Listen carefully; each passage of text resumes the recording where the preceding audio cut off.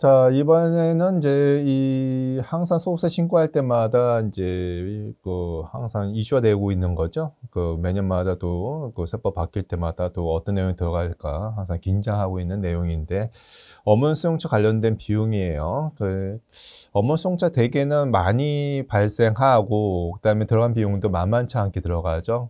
예전에는 절세 목적으로도 이제 업무 수용차 많이 활용했어요. 그래서 가면 갈수록 이제 점점 더 비싼 차를 사용하고, 세금 내연이 차를 이제 뭐 좀 더 슈퍼카 같은 거 사는 게 낫겠다, 이런 기조가 있었는데, 이걸 이제 업무 수용차로 해서 많이 꺾어지게 되는 거죠. 예, 그래서 요즘은 무슨 슈퍼카를 가지고 절세 목적으로 거의 이용되지 않고 있다, 그렇게 생각하시면 돼요. 왜냐하면 이제 그 이유는 좀 이따가 보시면 나오게 되는 거죠. 자, 그래서 업무 수용차 관련된 비용에 대해서 좀 보게 된다면, 일단은 대상자는 복식부기 의무자만 해당됩니다. 복식부기 의무자 아닌 간편장부 대상자에 대해서는 해당 사항이 없죠. 간편장부 대상자 같은 경우에 어차피 비용이 부족하지 않죠. 되게 복식부기 의무자가 돼야지만이 수익 금액이 크기 때문에 관련된 비용을 좀 무리하게 누려고 하는 경향이 있어요. 그래서 이런 것들, 뭐 이게 소위 이제 사모님 차량 때문에 나오긴 했어요. 사모님들이 이제 거의 가사용도 쓰고 있는 그런 차량을 업무용도 했다고 위장해서 비용 처리하다 보니까 이걸 좀 규제해야 되겠다 싶어서 이제 이 차량에 대해서 어째 썼냐, 그를 기록해서 제출해라. 그러면 기록에서 나와 있는 업무 사용 일지에 대해서 나와 있는 업무 사용 비율만큼만 인정해 주겠다, 그런 취지예요. 취지 자체는 굉장히 좋은데, 좀 괴롭죠. 이게 업무 사용 일지를 작성한 것 자체가 괴롭고, 그다음에 전문 직종인지 성신고 확인 대상자 같은 경우에는 법인 사업자가 사업자 똑같이 업무용 전용 보험에, 자동차 전용 보험에 가입을 해야 되는 거니까, 그런 것들도 조금 이제 괴로운 그런 부분 좀 있죠. 자, 여튼간에 이 법인 사업자는 무조건 다 이 규정이 적용되지만, 개인 사업자는 복식부기 사업자만 적용된다는 거 생각하시면 되겠고요. 그 다음에 업무용 수용차의 범위에 대해서 보게 된다면, 일단은 이게 이런 업종, 차량을 가지고 돈 버는 업종은 다 빠져요. 그래서 운수업, 판매업, 이런 것들은 업무 수용차 관련된 규제가 들어가지 않습니다.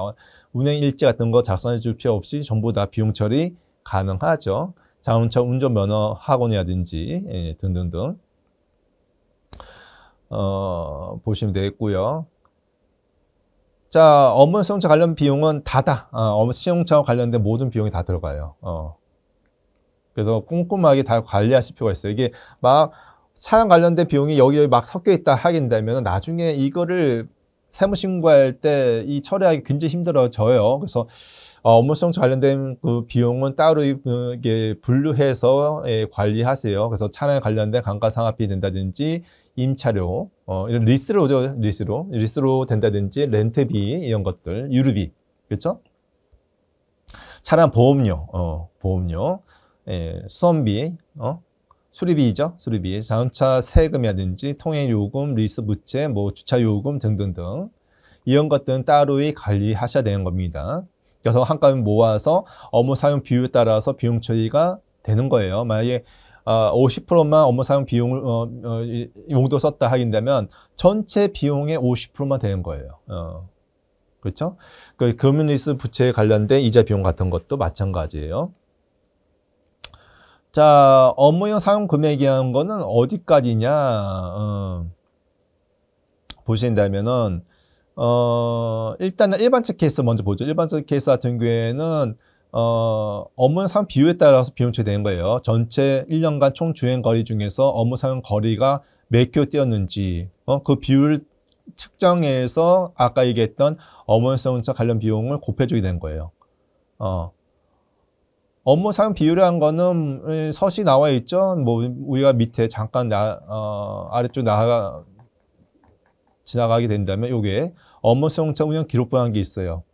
그래서 여기서 이 매일마다 일자를 적고 쓸 때마다 일자를 적고 뭐 부서 아무개 적고 주행거리 이렇게 몇 큐 뛰었다. 주행거리가 다 연결되어 있어야 되겠죠. 차량에 이제 레버에 있는 주행거리하고. 그래서 업무용 썼는지 안 썼는지 OX를 쓰시고 이렇게 하게 된 건데, 이 아예 뭐 이게 업무 성차 같은 경우에는 뭐 이거를 측정하는 앱도 따로 있더라고요. 이게 뭐 그걸 쓴다든지 아니면 뭐 이 표를 아예 창에 놔둬서 쓸 때마다 기록한다든지 해서 꾸준히 관리하실 필요가 있고요. 그 다음에 이거는 차마다 한 개씩 있어야 돼요. 차마다. 차가 만약에 두세 개 있다면 두세 개마다 각각마다 한 개씩 작성해 주는 겁니다. 한꺼번에 뭉쳐서 하는 게 아니고요. 자, 다시 앞으로 좀 넘어오도록 하죠. 그러니까 일반적 케이스는 그렇게 업무 사용 비율에 따라서 비용 처리하시면 되는 거고, 그 배포됐다면 100% 그렇게 인정받으면 되는 건데, 100% 아니라면은 조금 긴장하시면서 일부 비용은 부인을 하셔야 되는 겁니다. 자, 그 다음에 업무 적용 자동차 보험에 가입한 경우, 가입할 의무가 있는 케이스 같은 경우에는 한 대까지는 봐줘요. 한 대까지는 일반적인 이 비율에 따라서 업무 사용 비율에 따라서 비용 처리해 주는데, 한 대 초과분에 대해서는 만약에 업무 적용 자동차 보험에 가입하지 않았다면은 0%, 가입했다면은 이 비율대로 인정해 주겠다. 가입하라 얘기죠, 이게. 가입하라 얘기예요. 그러니까 어떤 사업자들이 되냐, 성신고 확인 대상자라든지 의료업 등의 전문 직종이죠. 전문 직종에 대한 사업자가 만약에 한 대만 있으면 업무 적용 보험에 가입할 줄 필요가 없는데, 두 대 이상 되고 있다 그러면 한 대 제외한 나머지에 대해서는 업무 적용 자동차 보험에 가입을 해야 된다라는 얘기죠. 그래서 가입했을 때부터 카운팅 들어간다 얘기죠. 가입하지 않았다 그러면 한 푼도 비용으로 인정받을 수 없다 얘기입니다. 자, 그런 거 주의하시고요. 그 다음에 자, 4번에 동그라미 4번에 업무 사용 비율 적용할 때 이게 그런 얘기 많이 들어요. 특히나 이제 이걸 꼼꼼하게 관리 못 하시는 사업자들 같은 경우에는 이걸 어떻게 달리 씁니까? 저는 거의 안 쓰지도 않고 차량도 거의 쓰지 않고 있는데 안 쓰면 안 되겠습니까? 라고 하신 분이 계세요. 그러면은 이거를 적절하게 이용할 수 있는 건데, 업무 관련된 자동차 비용이 1,500만 이하 같은 경우에는 그냥 100% 다 인정해 줍니다. 대충 1,500만 이하 되고 있구나 생각하면 굳이 운행일지를 작성할 줄 필요는 없어요. 솔직히 얘기해서. 1,500만 넘어갔다 하면은 1,500만 원까지만 인정해주고 나머지는 이제 비율 따져서 만약에 이게 업무용 수송차 관련 비용이 3천만 되고 있다면은 1,500만 원 무조건 인정해주게 되는 거니까 50%까지만 비용 처리가 되는 거죠. 그래서 1,500만 원 무조건 인정해주고 있다라고 생각하시면 되겠습니다. 자, 보유기간 따라서 월화 개선 들어가니까 주의하시고요. 만약에 연도 중에 취획했다면은 만약에 10월 때 취획했다면 3개월까지만 3개월치만 인정해 주게 되는 거죠. 12분의 3개월 이렇게 곱해서 1,500만 원 계산하시면 되겠습니다.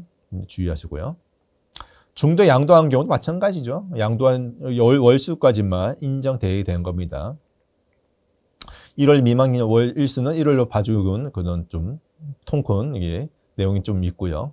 그래서 뭐 6개월 10월간 갖고 있었다 그러면 7개월 정도 이렇게 보시면 되는 겁니다. 자, 넘어가 보시고요. 자, 그 다음에 이제 잠깐 위에 좀 보시게 된다면, 그 업무 용도는 어디까지냐 그런 질문도 많이 해요. 업무 용도는 어디까지냐. 그 업무 용도라는 거는 사업자의 거래처 방문이라든지 대리점 방문, 사업장 방문, 출퇴근이죠, 출퇴근. 거래처 대리점 방문, 회의 참석, 판촉 활동, 출퇴근 등의 직무와 관련된 업무 수행을 위해서 주행한 거리를 얘기합니다.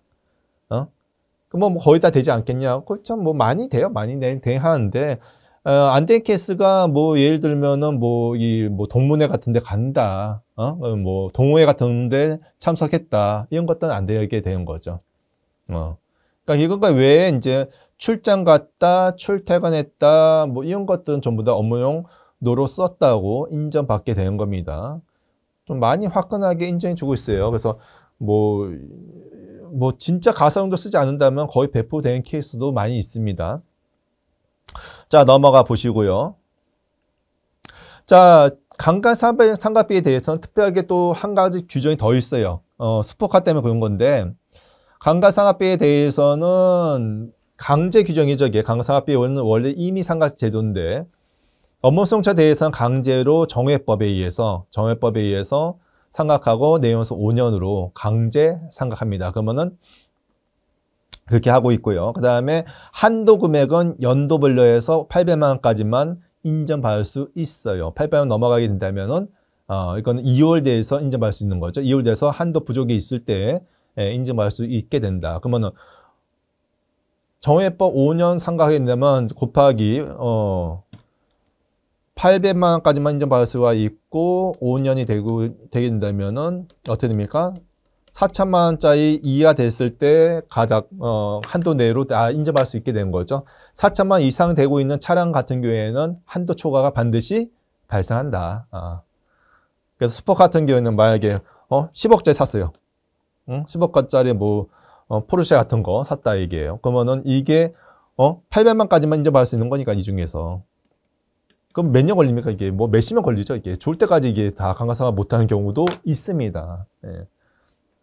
그러니까 이런 것좀 방지하기 위한 목적이에요. 그래서 간혹가다 그런 분 계세요. 감가상각비 차를 사게 된다면은 비용처리 많이 된다는데 되게 하는데 800만까지만 되는 거예요. 그러니까 800만까지만 된다 하게 된다면 많이들 실망하죠. 실망하고 감가상각비는 또 보유기간 월수로 계산합니다. 그래서 12월 달에 비용이 갑자기 부족해요. 그래서 비용 좀 늘릴 필요가 있어요. 그러면 12월 달에 갑자기 차를 구매해요. 차량 구매합니다.